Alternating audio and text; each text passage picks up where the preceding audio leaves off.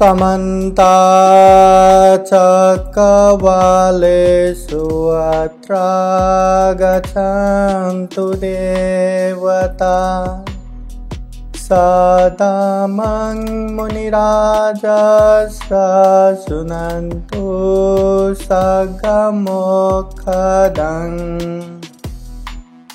धम्मश्रवणकालो अयं भदन्ता धम्मश्रवणकालो अयं भदन्ता धम्मश्रवणकालो अयं भदन्ता नमो तस्स भगवतो अरहतो सम्मा सम्बुद्दस्स नमो तस्स भगवतो अरहतो सम्मा सम्बुद्दस्स नमो तस्स भगवतो अरहतो सम्मा सम्बुद्दस्स शीलेन सुगतिं यान्ति शीलेन भोगसम्पदा शीलेन निभृतिं यान्ति तस्मात् शीलं विशोधयेत्। साधु साधु साधु।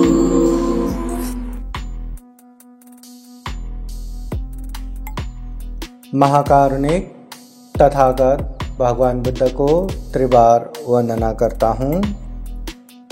महाकारुणिक तथागत बुद्ध द्वारा देशित सुआख्यात धम्म को त्रिबार वंदना करता हूँ।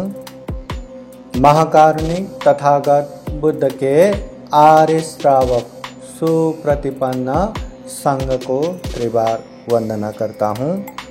परम पूजनीय बोधिसत्व डॉक्टर बाबा साहब अम्बेडकर उपस्थित हुए। श्रद्धा संपन्न बुद्धि संपन्न धम्म प्रेमी उपासक उपासिकाएं। महाकारुणिक तथागत भगवान बुद्ध ने बहुजन हिताय बहुजन सुखाय के लिए जीवन भर धम्म प्रचार प्रसार किए। गांव नगर जनपद देश देशांतर चारिका करते हुए खूब सारे महत्वपूर्ण और उपयोगी उपदेश दिए। तथागत बुद्ध के उपदेश सुन के ढेर सारे लोगों ने ज्ञान भी प्राप्त किया, जीवन को सुखमय शांतमय भी बनाया। दुख मुक्ति जो मार्ग फल है वो भी प्राप्त किया, दुर्लभ अमूल्य, और ये सर्वश्रेष्ठ जीवन को सफल और सार्थक बनाया।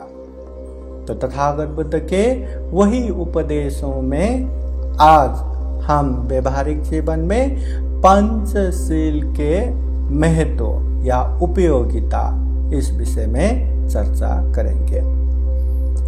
महाकारुणिक तथागत बुद्ध कहते हैं शीलेन सुगतिं यन्ति।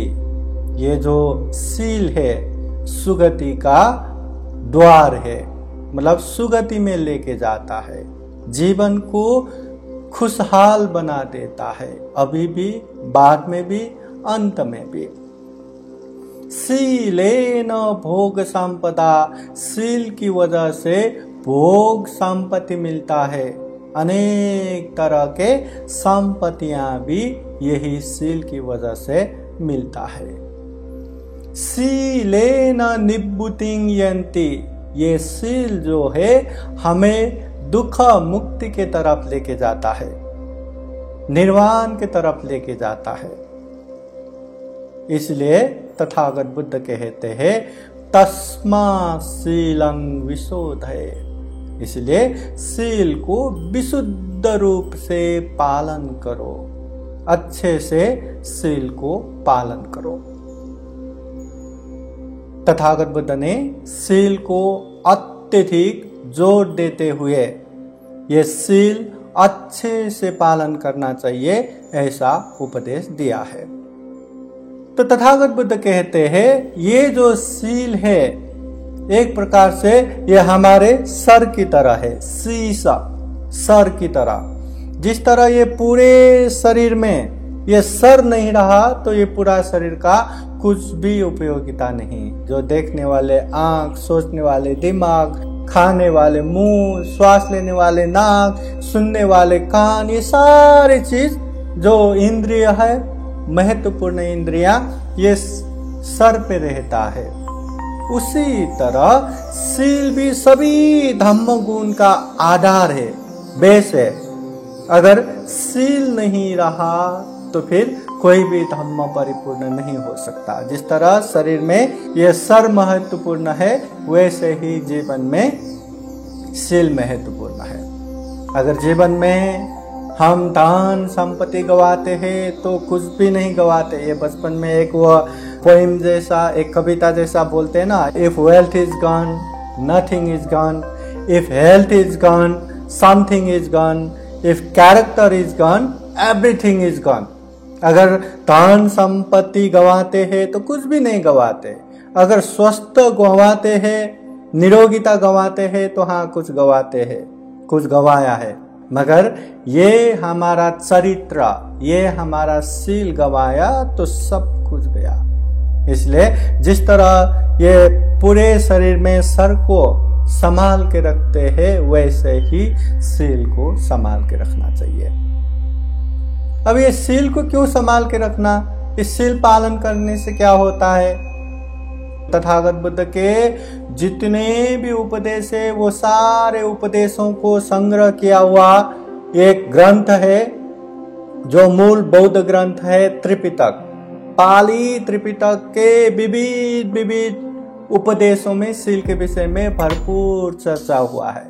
हम यहाँ बातें करेंगे तथागत बुद्ध के जो वाणी संग्रहित त्रिपिटक के, सुत्त पिटक के जो दीघ निकाय ग्रंथ है और एक खुदक निकाय के उदान ग्रंथ है, उसमें ये सील पालन करने से विशेष 5 फायदाएं होते हैं ऐसा उल्लेख हुआ है। अभी वो 5 फायदाएं क्या क्या है? 1 नंबर में, जो व्यक्ति सील पालन करते हैं, सिर्फ दिखावे के रूप में नहीं, अच्छे से सील पालन करते हैं, वो कभी प्रमाद नहीं हो सकता, वो कभी बेहोश नहीं हो सकता।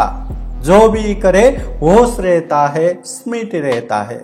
इसलिए स्मृति पूर्वक कुछ भी काम करेंगे तो वो ढेर सारा लाभ भी प्राप्त करेंगे, ढेर सारा धन संपत्ति भी अर्जन कर पाएंगे और जो अपने पास है वो धन भी सुरक्षित रख पाएंगे, व्यर्थ में नहीं गवाएंगे। ये पहला सील का महत्व।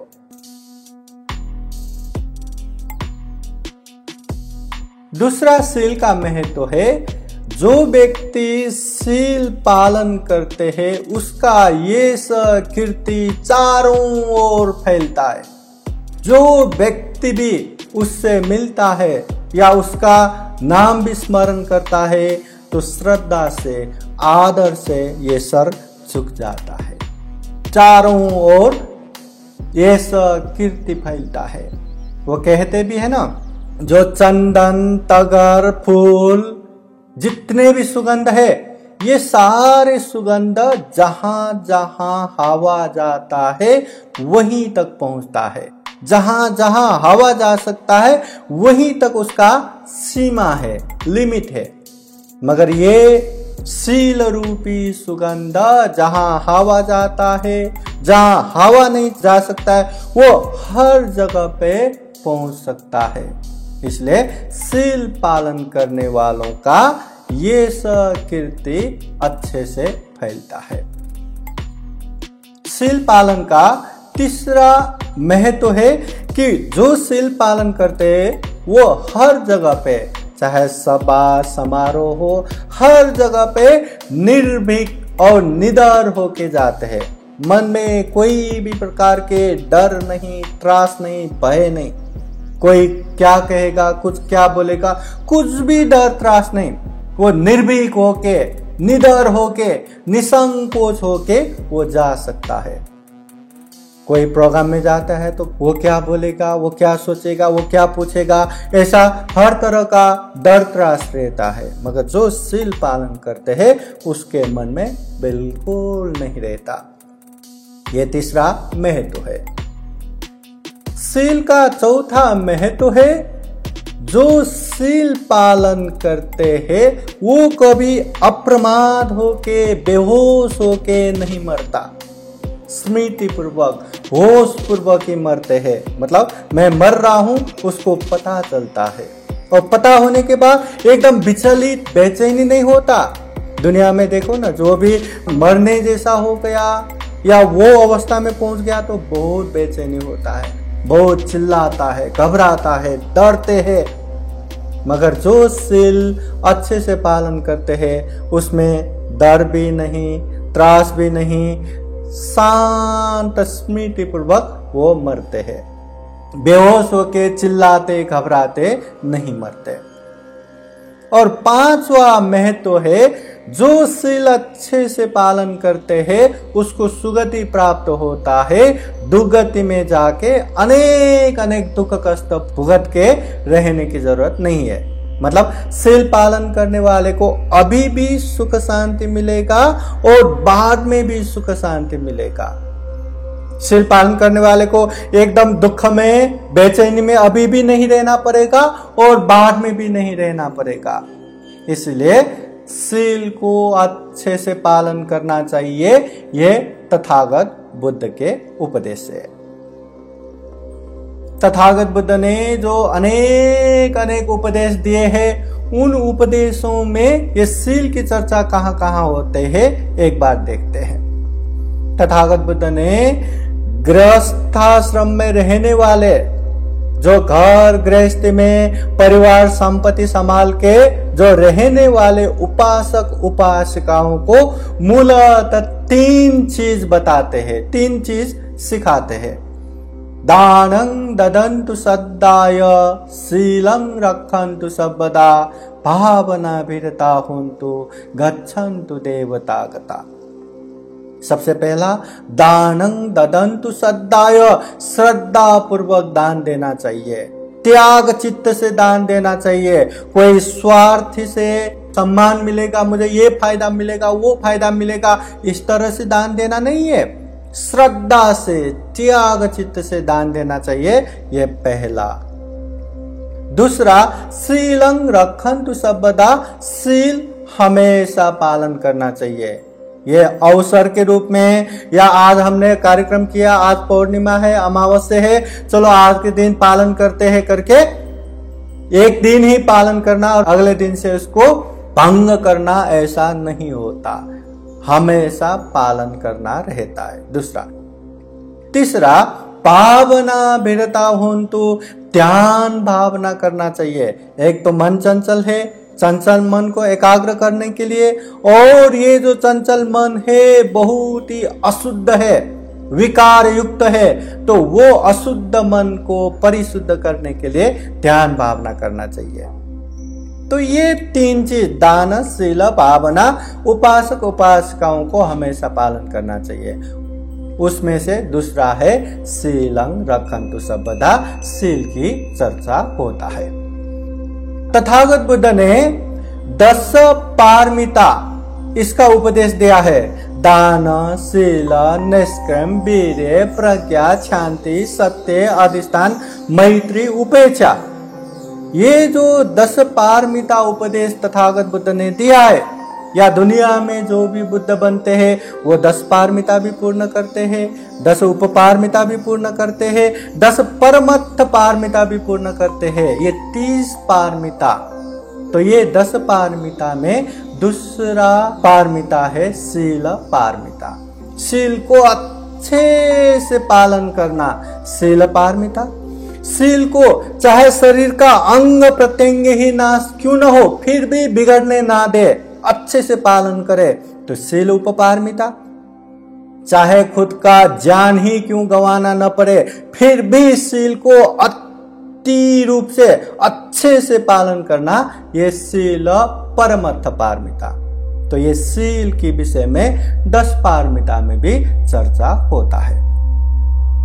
तथागत बुद्ध प्रारंभिक कथा के विषय में भी उपदेश देते हैं।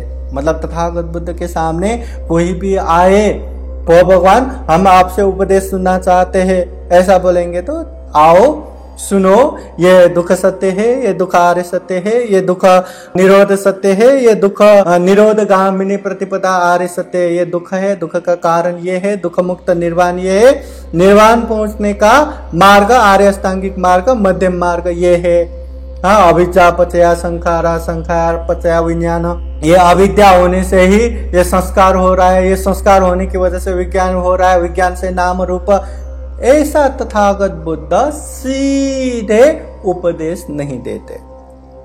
जिस तरह एक कपड़े में नया रंग चढ़ाना हो तो सबसे पहले उसको गर्म पानी में धोते हैं, साफ करते हैं, वो सारा करने के बाद अच्छे से उसमें रंग बैठता है, तब रंग चढ़ाते हैं। वैसे ही कोई भी व्यक्ति आए और उसको दुख मुक्ति का उपदेश दे, ऐसा तथागत बुद्ध नहीं करते। तथागत बुद्ध उस समय प्रारंभिक उपदेश देते हैं। सबसे पहले दान संबंधी कथा, फिर शील संबंधी कथा, फिर ये सुगति संबंधी कथा, फिर ये काम जो इन पंच इंद्रिय है उसके विपाक संबंधी कथा, कि पंच इंद्रिय भोग विलास में डूबते रहेंगे तो उससे क्या होगा, ये संबंधी कथा, फिर ये क्लेश के विषय में कथा, फिर ये निक्षम या निष्क्रम के आनिशंस के विषय में कथा। इस तरह प्रारंभिक तथागत बुद्ध उपदेश देते हैं। तो ये प्रारंभिक कथा में भी दूसरे नंबर में दान के बाद यही शील संबंधी कथा आता है।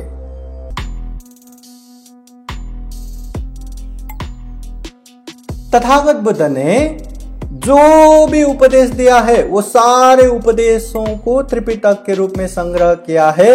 वो सारे त्रिपिटकों को सारांश निकाला तो सप्ततिंश बोधिपक्षीय में आता है, उनको भी सारांश निकाला सप्तबोधिंग में आता है, उनको भी सारांश में निकाला।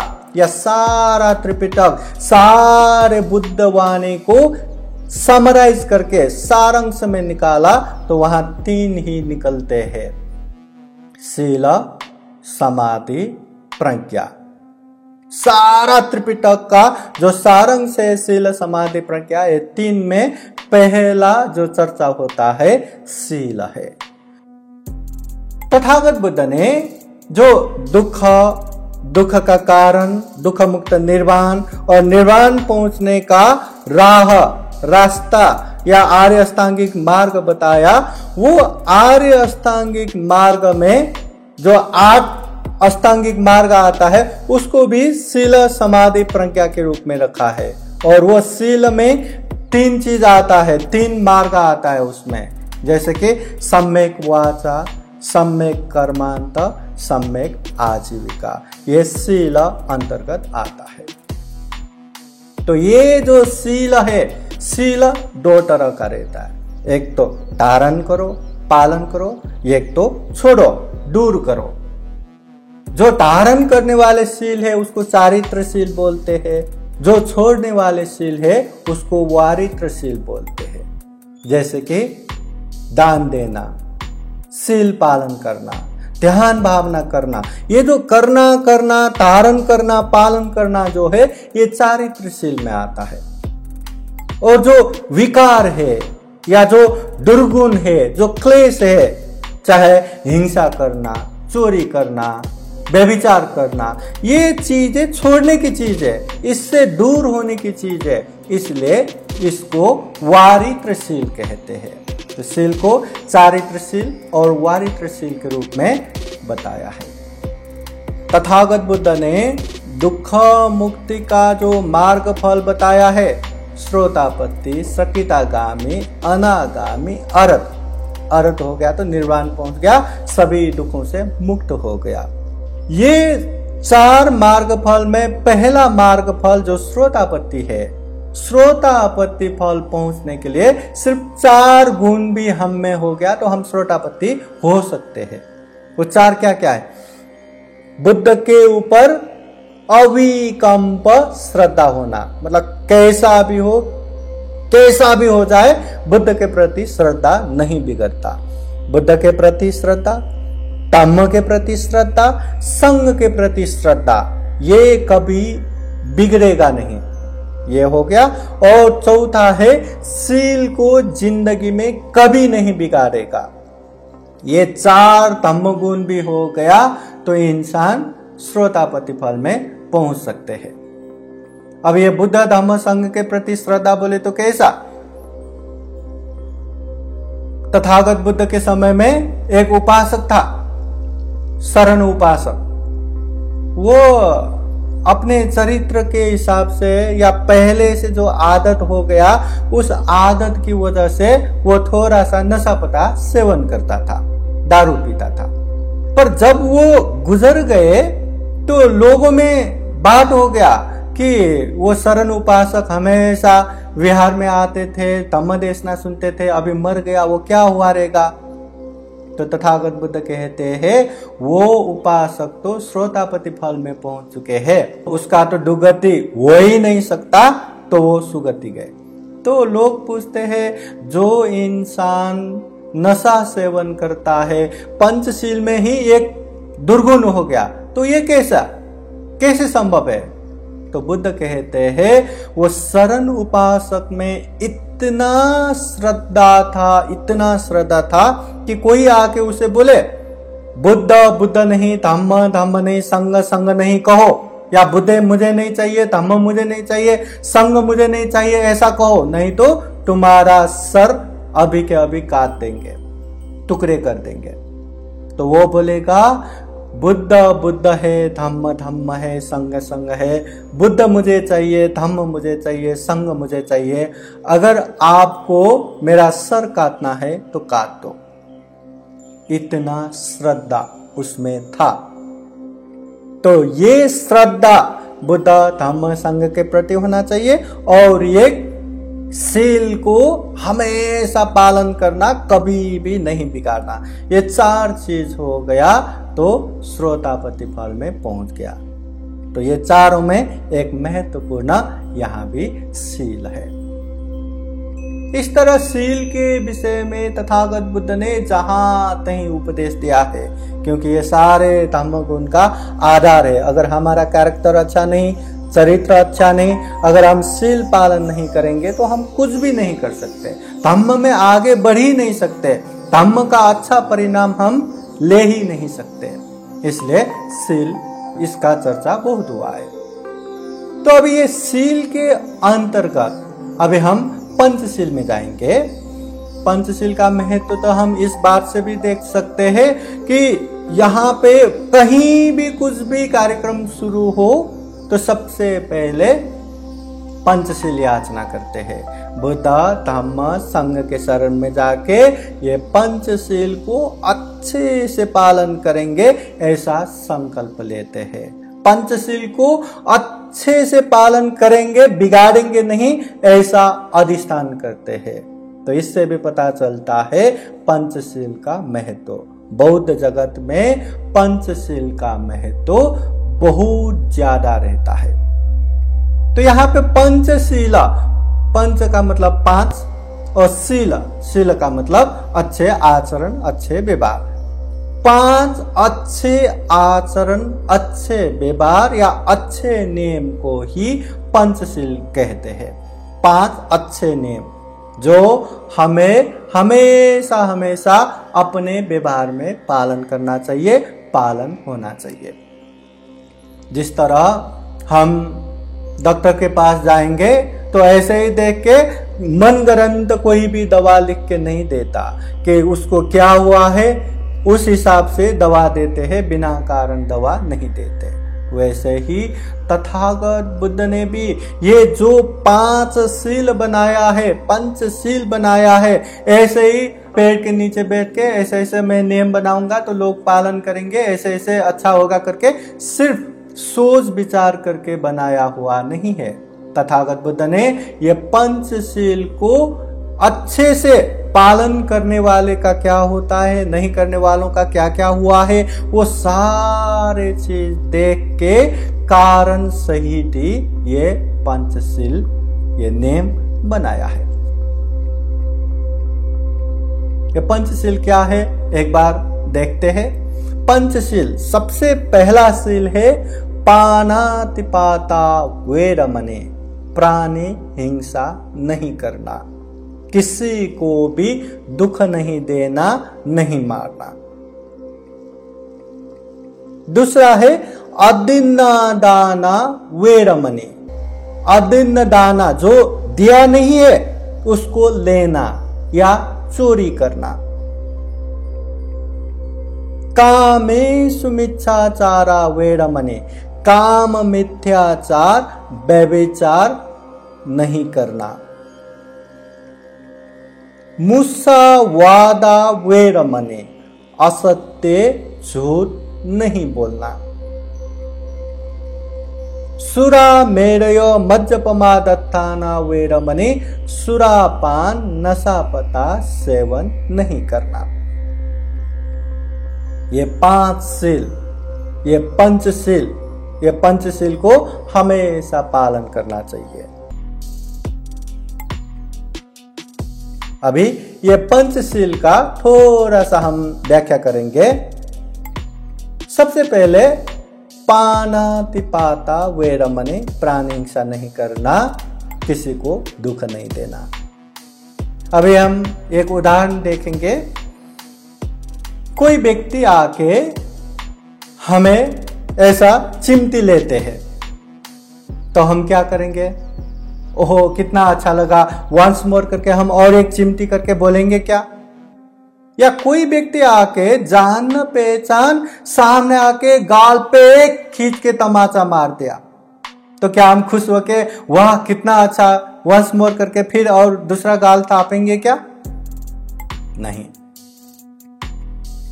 चिमटिकाता तो मुझे क्यों चिमटिकाता करके उसको भी 2 बार 4 बार चिमटिकातेंगे। किसी ने एक गाल पे मारा तो हम भी उसको खींच के मारेंगे, छोड़ेंगे नहीं। अगर गाल पे नहीं मार सकता या वो बलवान है या बड़ा है तो हम उसको गुस्सा तो निकालेंगे, उसको हर तरह का गाली देंगे। गाली भी नहीं दिया तो मन ही मन कितना श्राप देंगे, पर हमें पसंद नहीं ये चीज जरूर दिखाएंगे। अभी देखो ना, एक चिमटी लिया क्या होता है, थोड़ी देर के लिए वो दर्द रहता है। किसी ने गाल पे चमाट मारा तो वो थोड़ी देर के लिए रहता है, वो भी हमें पसंद नहीं।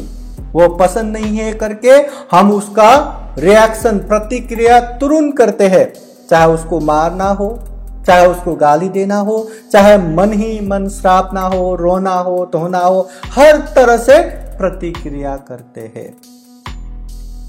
अगर कोई हमें हाथ पैर तोड़ने के लिए आ गया या कोई हमें जान से ही मारने को आ गया तो क्या हमें पसंद होगा? नहीं, बिल्कुल पसंद नहीं होगा। जिस तरह कोई हमें चिमटी भी ले ले, कोई हमें गाल पे तमाचा भी मार ले, वो हमें पसंद नहीं। अगर जान ही लेने को आए तो कहां पसंद होगा? जिस तरह हमें पसंद नहीं उसी तरह दूसरों को भी पसंद नहीं आएगा। अक्तानं उपमं कत्वा न हनैय न घातय, अपने आप को उदाहरण के रूप में रखो। जिस तरह हमें पसंद नहीं वैसे ही दूसरों को भी पसंद नहीं होगा। तो ये जान के किसी को भी दुख मत दो, मत मारो। भले ही कोई जानवर या पशु पंछियां, वो लोग आपको बता नहीं सकते कि ये मुझे पसंद नहीं, या वो लोग दिखा नहीं सकते कि वो मुझे पसंद नहीं, वो हम जैसे रो नहीं सकते, फिर भी उन लोगों को भी पसंद नहीं है, वो भागते हैं, वो भी चिल्लाते हैं। इसलिए किसी को भी दुख मत दो, मत मारो। ये बुद्ध का पहला शील है पंचशील का। सब्बे तस्सन्ति दण्डस्य सब्बे भायन्ति मत्सुनो अत्तानं उपमं कत्वा नहनय्य न घातय। इस दुनिया में जितने भी प्राणियां हैं, सभी प्राणी दंड से डरते हैं, घबराते हैं। सभी प्राणियां मृत्यु से डरते हैं, घबराते हैं। इसलिए अत्तानं उपमं कत्वा, अपने आप को उदाहरण के रूप में रख के किसी को भी मत मारो, किसी को भी हिंसा मत करो। हिंसा का मतलब किसी को जान प्राण से मारना वही नहीं रहता। जो लोगों को पसंद नहीं है वैसा हम दुख देते रहेंगे, शोषण करते रहेंगे, वो भी एक तरह से हिंसा है। कहते हैं किसी को हम मारेंगे तो हमें भी मारने वाले वहां दूसरा आएगा। किसी को हम हाथ बात करेंगे या शस्त्र अस्त्र से प्रहार करेंगे तो वैसा ही प्रहार करने वाला वहां दूसरा आएगा। किसी को हम जान से मारेंगे तो हमें भी मारने वाला वहां दूसरा आएगा। इसलिए किसी को भी हिंसा नहीं करना चाहिए, नहीं मारना चाहिए। ये पहला।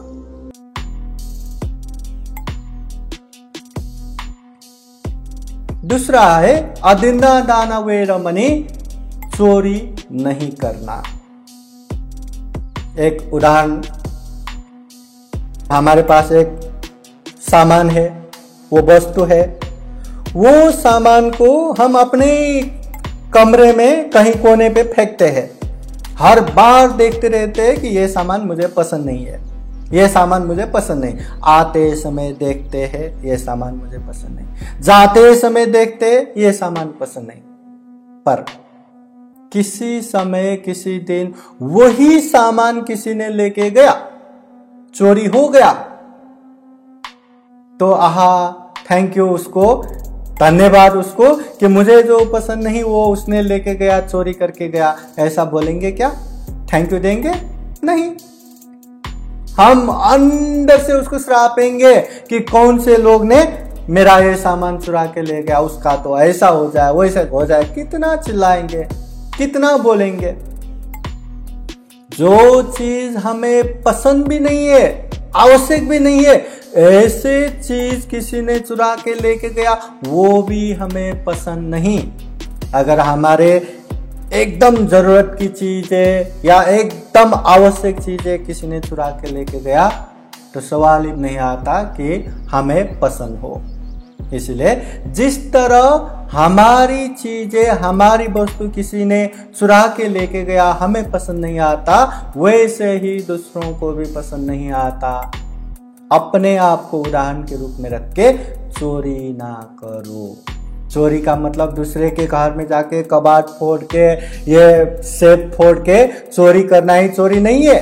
अदिन्न दाना, जो दिया नहीं है वो चीज लेना, चाहे वो भाई भाई का हो, बहन बहन का हो, किसी का भी हो। हम लेके अपने भाई का है, बहन का है करके लेके कहाँ जाएंगे, और वो इंसान वो ढूंढ के इतना परेशान हो गए, इतना श्राप के बैठेंगे। इसलिए जो भी चीज है जानकारी दे के लेना चाहिए, बिना पूछे चोरी नहीं करना चाहिए। बिना पूछे लिया तो वो चोरी हो जाता है। मजाक में भी चोरी नहीं करना चाहिए। अदिन्ना दाना।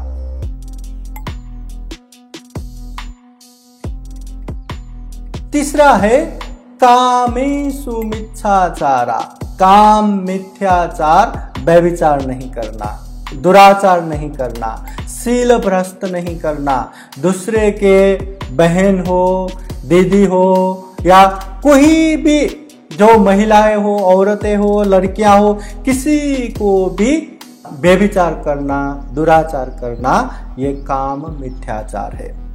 अभी हमारे घर में माँ है, दीदी है, बहन है, जरा कल्पना कीजिए किसी ने हमारे बेटियों के ऊपर या किसी ने हमारे जो घर के लड़कियां हैं, औरतें हैं, उसके ऊपर किसी ने व्यभिचार किया, दुराचार किया, तो क्या होगा?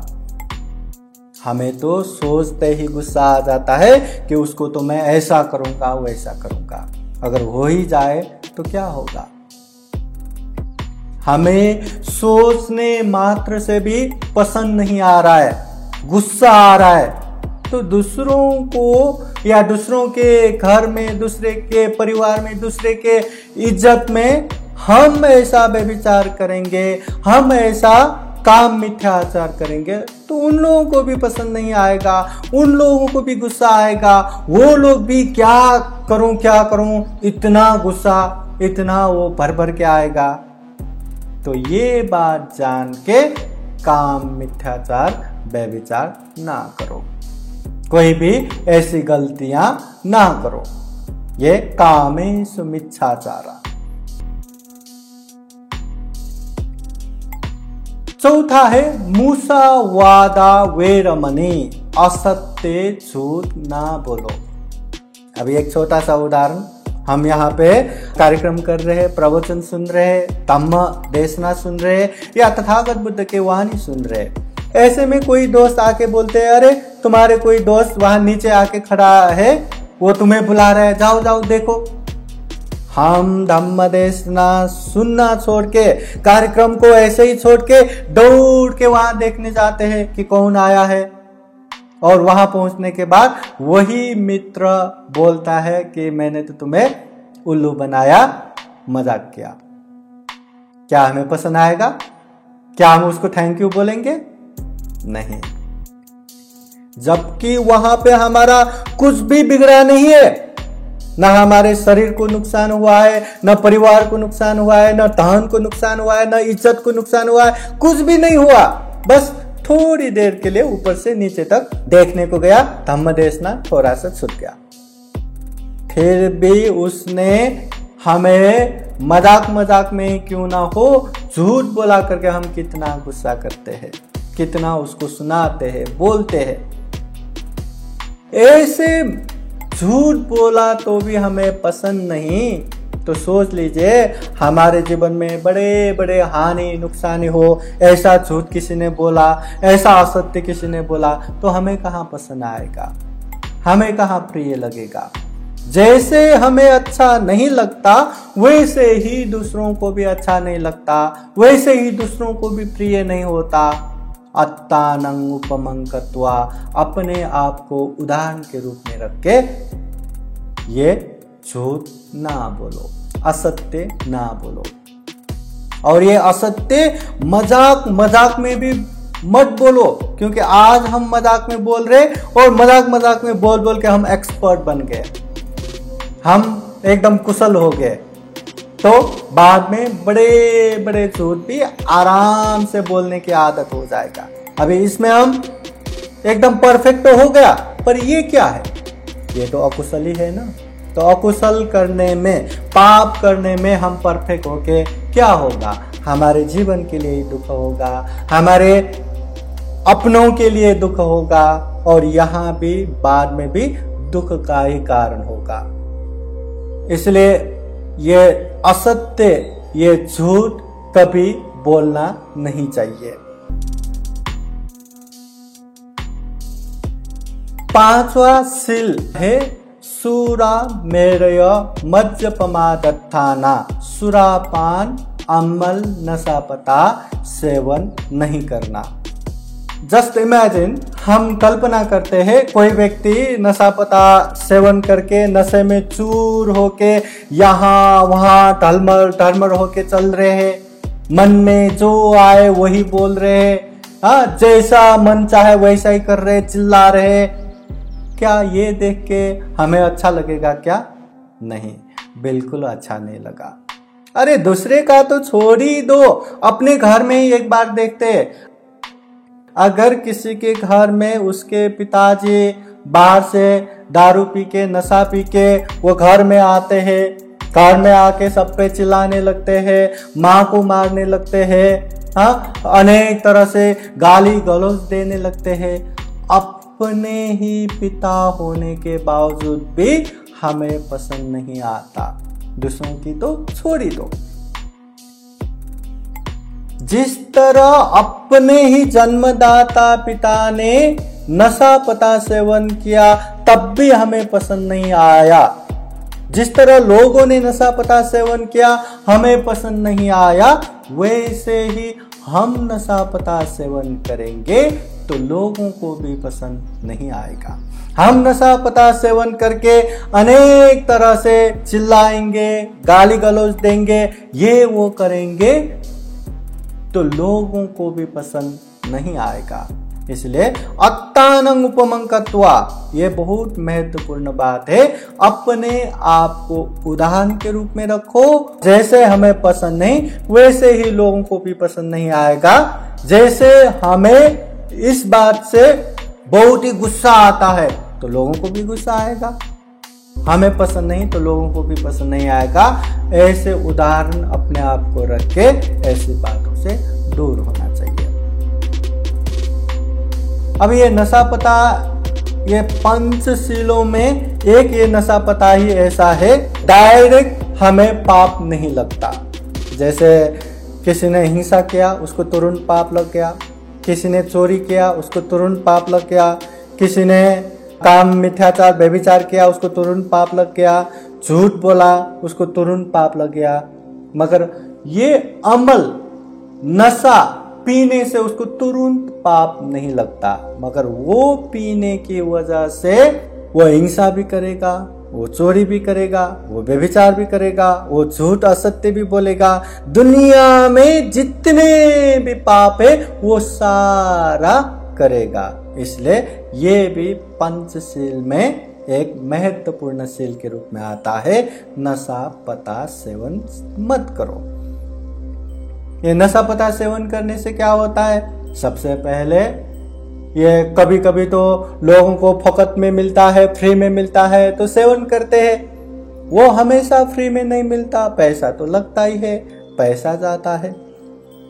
जो नशा पता सेवन करता है उसे लोग इतना विश्वास भी नहीं करते, काम में भी नहीं रखते, काम में लगे भी हो तो कैसे दूर करेंगे ये सोच के बैठते, और जो काम में नहीं है उसको काम भी नहीं देता। मतलब पैसा खर्चा तो हो रहा है और नशा पता सेवन करने की वजह से नया पैसा भी अर्जन नहीं कर पा रहे, और नशा पता सेवन करने से उसके पूरे परिवार को है, वो दारू पीने वाले के परिवार, वो नशा करने वाले के परिवार करके बेइज्जत कर देता है, इज्जत को बहुत बड़ा हानि होता है। और उस घर में वहाँ विवाह करना हो या लग्न करना हो तो भी बहुत बड़ा समस्या आता है कि उसके घर में हम अपने बेटी नहीं देंगे या उसके घर की बेटी हमें नहीं चाहिए। ऐसे नशा पता सेवन करने से बहुत सारा हानि हो जाता है, और ये शरीर तो क्या, नशा पता की वजह से ये शरीर ही बीमारियों का घर बन जाता है, हर तरह का बीमारी आ जाता है। और सबसे महत्वपूर्ण बात, जो नशा पता सेवन करता है, नशा पता सेवन करने से उसका शुद्धि बुद्धि खत्म हो जाता है, उसके सोचने की क्षमता खत्म हो जाता है, उसमें संयम स्मृति चेतना नहीं रहता। इसलिए वो कुछ भी करता है उसमें होश ही ना रहने की वजह से वो अच्छा है करके अच्छा भी नहीं कर पाता, बुरा है करके उससे दूर भी नहीं रह पाता। इसलिए ये नशा पता सेवन करना भी बहुत बड़ा अकुशल हो गया।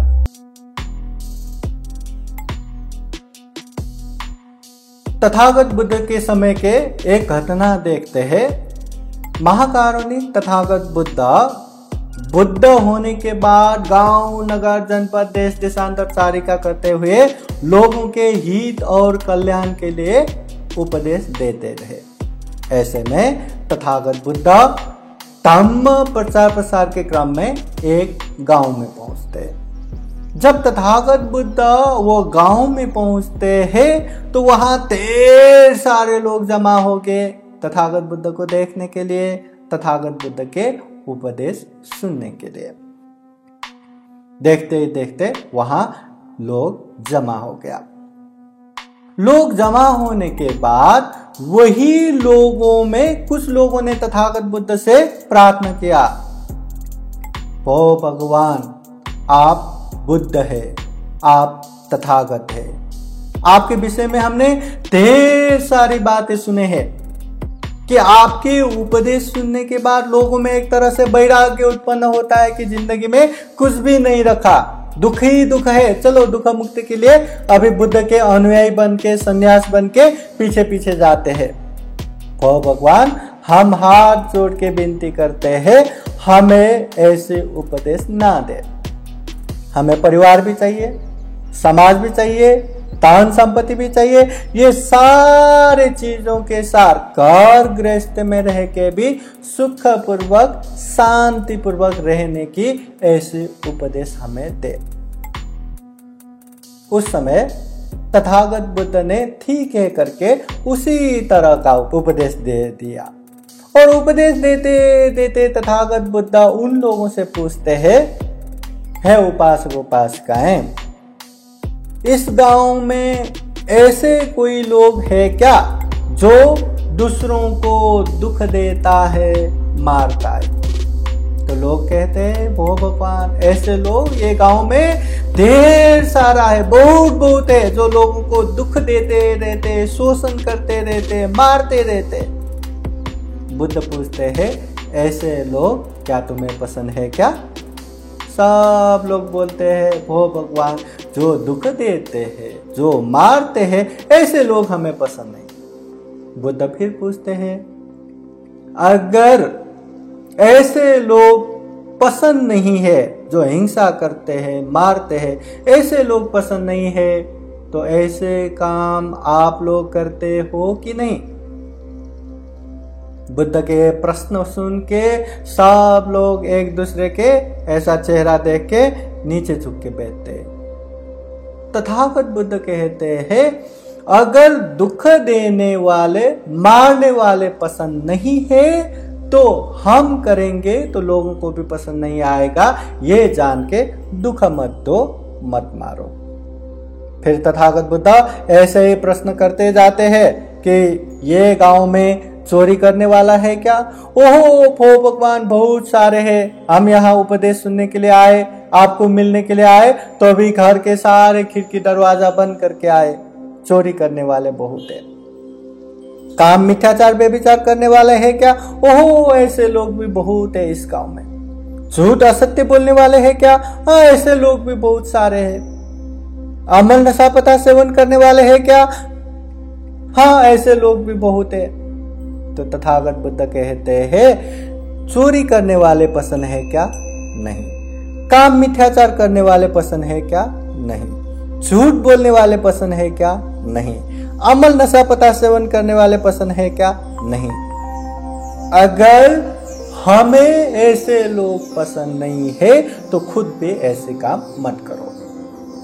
हिंसा करने वाला पसंद नहीं, खुद भी मत करो। चोरी करने वाला पसंद नहीं, खुद भी मत करो। व्यभिचार करने वाला पसंद नहीं, खुद भी मत करो। असत्य बोलने वाला पसंद नहीं, खुद भी मत करो। अमल नशा पता सेवन करने वाला पसंद नहीं, खुद भी मत करो। अगर ये 5 शील को भी अच्छे से पालन करेंगे तो सुख शांति के लिए घर गृहस्थ छोड़ के संन्यास बनने की जरूरत नहीं है, भिक्षु भिक्षुनी बनने की जरूरत नहीं है। ये 5 शील भी अच्छे से पालन करेंगे तो जीवन में सुख भी आएगा, शांति भी आएगा, आनंद भी आएगा। ये तथागत बुद्ध के उपदेश है, तथागत बुद्ध के वाणी है। बुद्ध स्वयं ने बताया है, ये 5 शील भी अच्छे से पालन करेंगे तो जीवन में सुख शांति आनंद आएगा। अब ये शील हम तो न जाने कितने कितने सालों से ये शील के विषय में सुनते आए हैं, न जाने शील के विषय में कितने कितने प्रार्थना करके आए हैं, शील याचना करके आए हैं, कितना कितना पालन करने के प्रयास करते हुए आए हैं, फिर भी जीवन में सही रूप में सुख नहीं है, शांति नहीं है, आनंद नहीं है। क्यों? क्योंकि हमने इसको अच्छे से पालन नहीं किया। अगर अच्छे से पालन करता हो तो जीवन में सुख भी होता, शांति भी होता, आनंद भी होता। मगर अच्छे से पालन नहीं करते। अब ये दुनिया में देखो, दुनिया में जितने यहाँ इंसान है ना, उनमें से आधा से भी ज्यादा लोगों को ये पंचशील क्या है पता ही नहीं। जिसको पंचशील पता नहीं वो क्या पालन करेगा। और उनमें से जिसको पंचशील के विषय में पता है, सुना है, उन लोगों को पंचशील अच्छे से पालन करना है, इसके विषय में भनक तक नहीं। और जो अच्छे से पालन करना चाहिए ये बात समझ के बैठे, उनमें से भी पालन करने वाले बहुत ही कम है। नहीं तो अच्छा, सील तो अच्छा है, चलो अभी अगली बार से पालन करेंगे, या अगले महीने, अगले साल से, नेक्स्ट बर्थडे से, या मेरे रिटायर्ड लाइफ में पालन करेंगे, बाद में अच्छे से पालन करने वाले बहुत ही कम है। और जो पालन कर रहे हैं ना, वो पालन कर रहे जो है वो लोग भी सीरियस होके मैं इसको अच्छे से ही पालन करूंगा ऐसे कहने वाले भी बहुत ही कम है। नहीं तो पालन तो किया, जब तक मौका नहीं मिला तब तक पालन किया। मौका मिला तो हिंसा भी किया, मौका मिला तो चोरी भी किया, व्यभिचार भी किया, असत्य भी बोला, अमल नशा पता भी सेवन किया। बस जब तक मौका नहीं मिला तब तक शील पालन किए जा रहे ऐसा।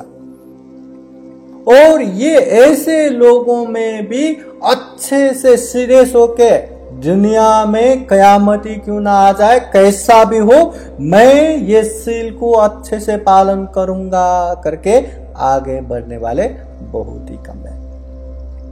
उनमें से भी जो सही रूप से शील को पालन करने में सक्सेस होने वाले, सफल होने वाले एकदम ही कम, न्यून, गौण मात्र में रहता है। दुनिया में इतने सारे इंसानों में शील को अच्छे से पालन करने वाले बहुत ही कम है।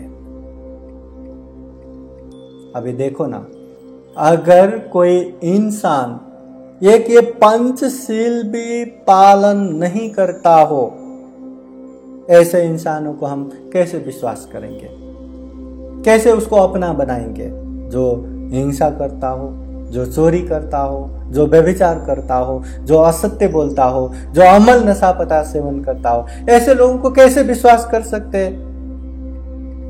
और जो ऐसे लोगों को विश्वास नहीं कर सकते, तो ऐसे लोगों से भरा हुआ वो परिवार कैसा रहेगा, वो समाज कैसा रहेगा, वो देश कैसा रहेगा?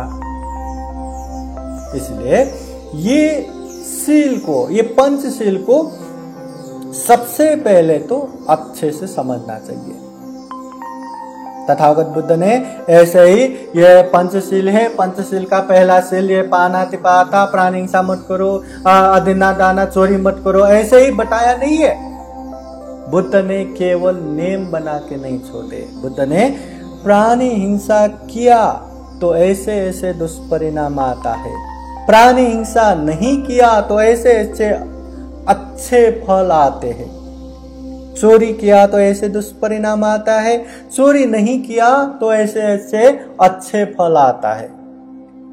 वैसे ही काम मिथ्याचार, मुसावादा, असत्य, अमल नशापता के विषय में भी ऐसे स्पष्ट उन्होंने दिखाया है, बताया है। तो उसको हम अच्छे से सबसे पहले समझना चाहिए और समझ के चिंतन मनन करके अनुभूत करना चाहिए, महसूस करना चाहिए कि तथागत बुद्ध ने जो ये पंचशील का उपदेश दिया है, पानातिपाता, प्राणी हिंसा नहीं करना, उसको हमें पालन करना चाहिए। मैं प्राणी हिंसा नहीं करना, ये शील को अच्छे से पालन करूंगा। ये पालन ये मेरे लिए है, मेरे अपनों के लिए है। वो महसूस करके अच्छे से पालन करेंगे तो मौका आ भी जाए तो वो बिगाड़ेगा नहीं तो किसी ने बोला पालन करो, हाँ ठीक है, पालन कर रहे, या कोई एक भंते को या एक धम्मगुरु को सामने रख के हाँ हमेशा सुनते रहो, पानातिपाता, प्राणी हिंसा नहीं करेंगे, हाँ ठीक है, प्राणी हिंसा नहीं करेंगे, हाँ ठीक है, कितना भी कर लो, वो इंसान थोड़ा सा बाथरूम में गए या यहाँ वहां गए तो मौका मिले तो वही हिंसा करके आएगा। इसलिए जब तक महसूस नहीं होता कि ये प्राणी हिंसा नहीं करना चाहिए, ये मेरे लिए है, मेरे अपनों के लिए है, प्राणी हिंसा करूंगा तो वहां पाप लगेगा और वो पाप से, वो अकुशल कर्म से न जाने मेरे जीवन में कितना कितना दुख आएगा, मेरे अपनों के जीवन में कितना कितना दुख आएगा। इसलिए ये नहीं करना करके मन से महसूस हो गया तो वो कभी करेगा नहीं। तो सबसे पहले इसको जानना चाहिए, जान के चिंतन मनन करके अनुभूत करके इसको अच्छे से पालन करना चाहिए। अगर अच्छे से पालन हो गया ना तो जीवन में सुख भी है, शांति भी है, आनंद भी है। अगर अच्छे से पालन नहीं करेंगे तो सुख भी दूर है, शांति भी दूर है, आनंद भी दूर है। इसलिए बुद्ध ने चाहे पंचशील हो चाहे कोई भी धम्म हो, 3 तह में बताया है, परियत्ति, प्रतिपत्ति, प्रतिवेदा। धम्म को सबसे पहले अच्छे से समझो, फिर उसको अच्छे से पालन करो, फिर उसका अच्छा परिणाम आएगा। जो धम्म को अच्छे से पालन करेंगे तो अच्छे परिणाम के रूप में जीवन सुख शांतमय होगा, दुख मुक्ति के मार्ग फल श्रोतापति, सकिटागामी, अनागामी, अरहत फल भी प्राप्त होगा। इसलिए ये पंचशील को अच्छे से समझ के ही पालन करना चाहिए। जब तक हम उसको समझेंगे नहीं, जब तक हम उसको अंदर से अनुभूत नहीं करेंगे, महसूस नहीं करेंगे, तब तक इतना गंभीर रूप से कोई भी पालन नहीं कर सकता। नहीं तो हम कब से शील याचना करते आए, कब से शील प्रार्थना करते आए, पालन करेंगे करेंगे करेंगे करेंगे, फिर भी नहीं हो रहा है, जिसकी मूल कारण है कि जीवन में सुख शांति नहीं है।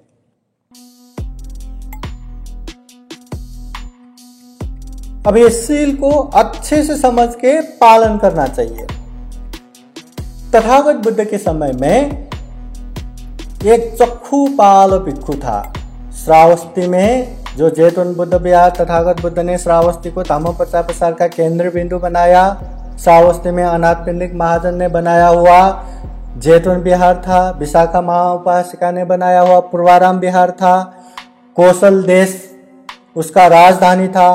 तो धम्म प्रचार प्रसार का केंद्र बिंदु वहां बनाया और बुद्ध जैतवन विहार में रह रहे थे। तो चक्षुपाल भिक्षु जो आंखों से अंधे थे, वो सुबह सुबह उठ के संक्रमण करते थे, स्मृति पूर्वक होश पूर्वक कदम चालना या आगे बढ़ना, कदम उठा रहे, बढ़ा रहे, फिर रख रहे, इस तरह स्मृति पूर्वक होश पूर्वक जो चलते चलते ध्यान जो करते उसको संक्रमण बोलते।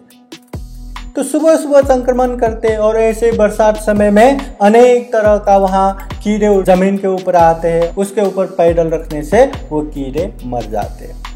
तो बुद्ध को मिलने के लिए दिशा विदिशाओं से हर जगह से भिक्षु लोग वहां आते थे। तो कोई भिक्षु लोगों ने चक्षुपाल भिक्षु को देखा, अरे ये भिक्षु तो संक्रमण करने के बहाने से बहुत सारे प्राणियां मार रहा है, ये तो बहुत बड़ा अकुशल हो गया, बहुत बड़ा पाप हो गया, चलो बुद्ध को कहते हैं। सारे लोग जाके बुद्ध को प्रार्थना करते हैं, हो भगवान, ये विहार में एक भिक्षु जो आंखों से अंधे है कि सुबह सुबह संक्रमण के नाम पे खूब सारे प्राणियां मार रहा था, कि बहुत बड़ा पाप कर रहा था। बुद्ध कहते हैं, चेतना अहं भिक्खवे कम्मं वदामि। हे भिक्षु, चेतना युक्त कार्य को ही मैं कम्म कहता हूं। जहां पे चेतना नहीं होता, जहां पे मनसाय नहीं होता, जहां पे इच्छा नहीं होता, तो वहां पे उसका कर्म नहीं बनता। मतलब वो चक्षुपाल भिक्षु सभी क्लेशों से मुक्त है, अरहत है, निर्वाण पहुंच चुके हैं, उसके मन में कोई भी पाप करने की चेतना नहीं है। इसलिए वो सुबह सुबह संक्रमण करते हुए वहां जीव हिंसा हुआ है तो भी उसका पाप नहीं लगता। प्राणी हिंसा पूरा होने के लिए तथागत बुद्ध ने 5 अंग बताया है। 5 अंग परिपूर्ण होता है तो वो प्राणी हिंसा होता है। वो कौन सा 5 अंग? 1 नंबर, सबसे पहले वो प्राणी जीवित होना चाहिए। दूसरे में वो प्राणी जीवित है ऐसा हमें मालूम होना चाहिए। तीसरे, वो प्राणी को मारने की मनसा होना चाहिए, चेतना होना चाहिए। वो हमें ज्यादा ही तकलीफ दे रहा है, वो हमें बहुत दुख दे रहा है। जैसे यहाँ मच्छर भी आते हैं तो कितने समय से भिनभिना के कितना मतलब हमें इरिटेट करके बैठते हैं, तो मारने का मनसा आना चाहिए, चेतना होना चाहिए। तीसरा, चौथा, वो मारने के मनसा अनुसार हम मारने का प्रयत्न करना चाहिए, कोशिश होना चाहिए। 5वां, वो प्रयत्न में सफल होना चाहिए, मतलब वो प्राणी का वहां पे मरण होना चाहिए। ये 5, जीवित होना, जीवित है पता होना, वो मारने की मनसाय होना और उसको मारने की कोशिश करना और मर जाना। ये 5 अंग परिपूर्ण होता है तो उसको हिंसा कहते हैं, प्राणी हिंसा कहते हैं। तो ये चक्षु पाल भिक्षु में प्राणी हिंसा करने का चेतना मनसा नहीं है, इसलिए उसका अकुशल कर्म नहीं बनता। देखा जाए तो हम भी कितने मतलब जगह पे चलते चलते न जाने कितने प्राणियां वहां मर रहा होगा, तो क्या प्राणियां मरेंगे वहां फिर पाप होगा करके हम चलना ही छोड़ दे? नहीं, हर कदम में मैं कोई ना कोई प्राणी को मार के ही दम लूंगा करके हम नहीं चलते। इसलिए वहां पे चेतना नहीं, वहां पे मारने की मनसा इच्छा नहीं, इसलिए वो पाप नहीं है।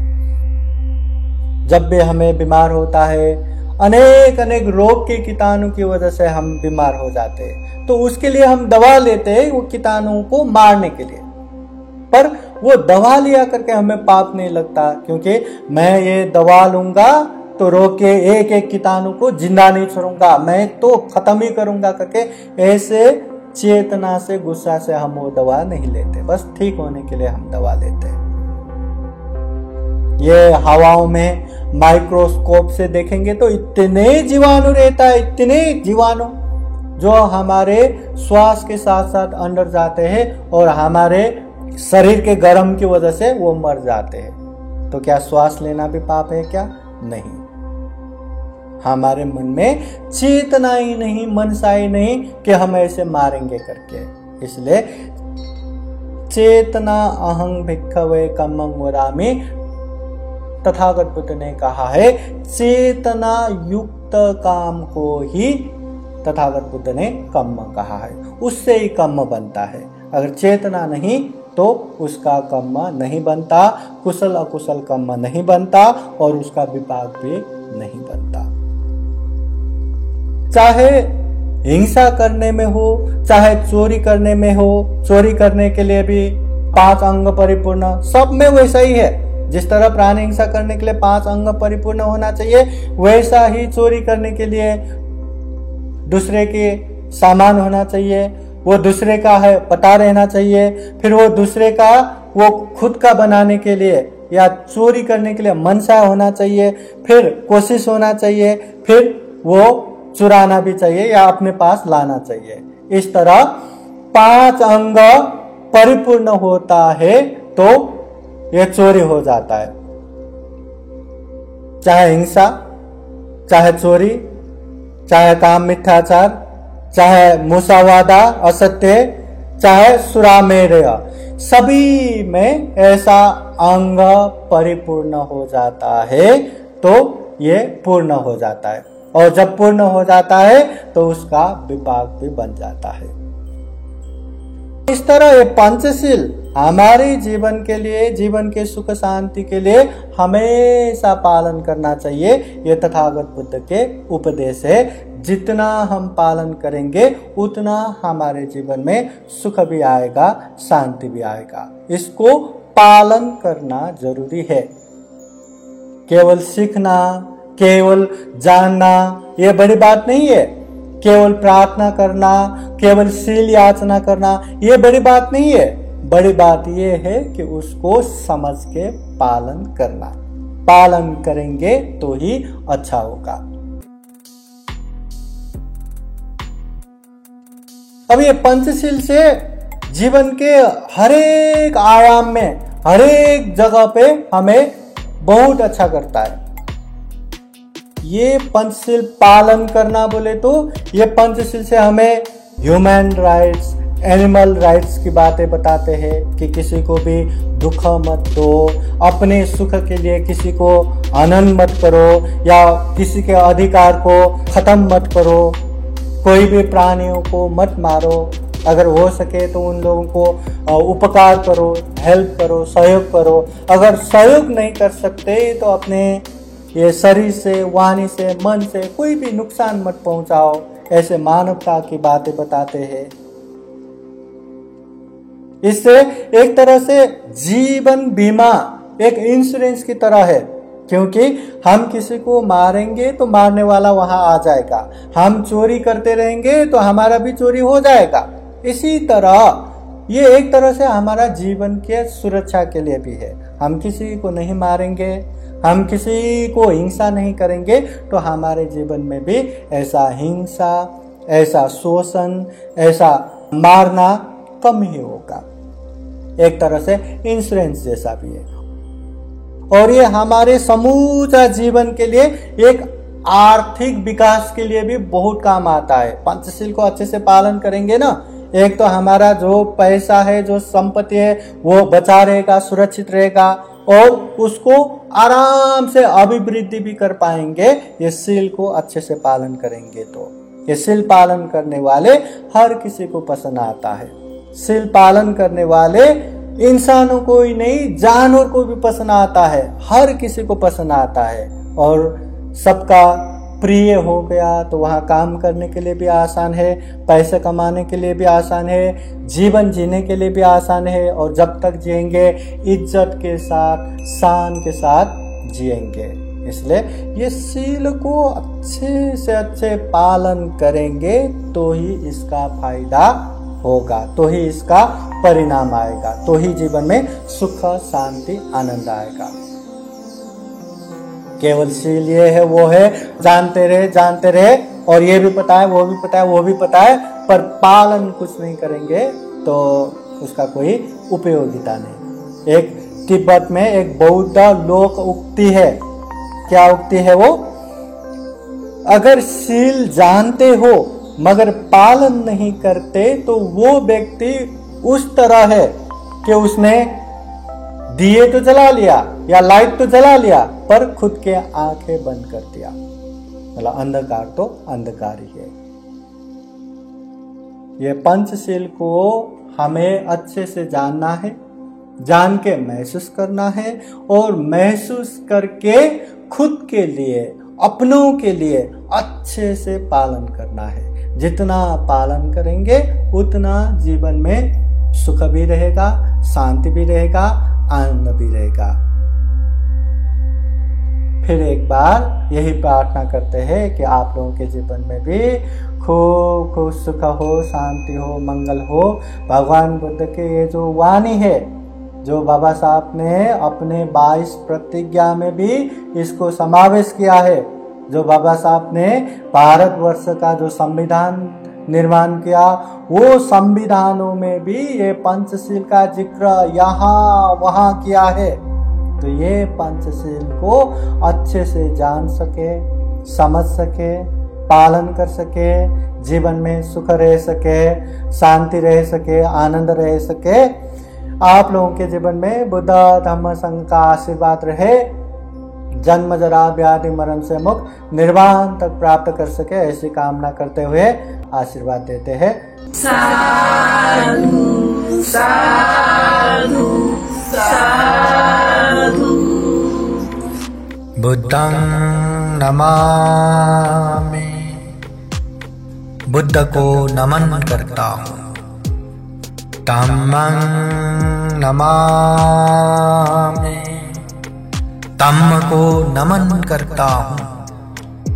संघं नमामि, संघ को नमन करता हूँ।